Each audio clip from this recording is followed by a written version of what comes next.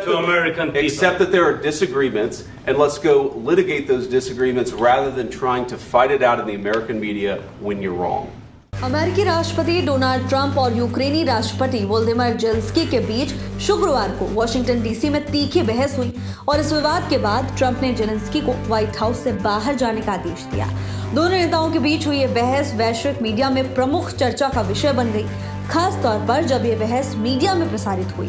Trump ने Zelensky पर America का अपमान करने का आरोप लगाया और अमेरिका तथा यूक्रेन के बीच खनिज समझौता भी विफल हो गया।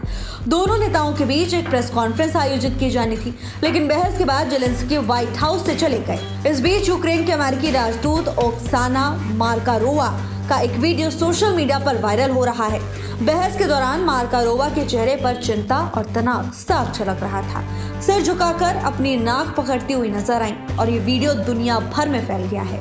ट्रंप और ज़ेलेंस्की के बीच रूस यूक्रेन युद्ध पर चर्चा होनी थी और खनिज समझौते पर भी बातचीत होनी थी, लेकिन उनकी मुलाकात जल्द ही तीखी बहस गल गई। बहस के बाद ट्रंप ने कहा कि ज़ेलेंस्की रूस के साथ युद्ध विराम करने के इच्छुक नहीं है।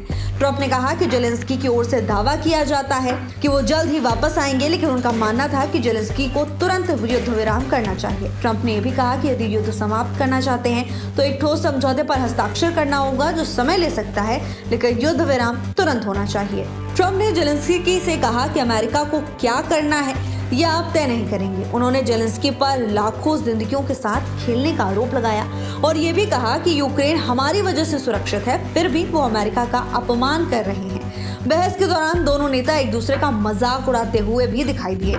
ज़ेलेंस्की ने साफ शब्दों में कहा कि वो रूस के साथ युद्ध विराम नहीं मानेंगे और अमेरिका को रूस के साथ कोई समझौता नहीं करना चाहिए। तो वहीं यूक्रेनी राष्ट्रपति ज़ेलेंस्की ने कहा कि यह बेहद महत्वपूर्ण है कि यूक्रेन की आवाज़ सुनी जाए और उसे नज़रअंदाज न किया जाए। उन्होंने ये भी कहा कि यूक्रेन के लोगों के लिए जानना जरूरी है कि वो अकेले नहीं हैं और उनके हितों का समर्थन दुनिया भर के हर हिस्से में किया जा रहा है। तो वहीं एक इंटरव्यू के दौरान ज़ेलेंस्की ने डोनाल्ड ट्रंप से माफ़ी मांगने से इनकार कर दिया और कहा कि उन्होंने कुछ गलत नहीं किया है।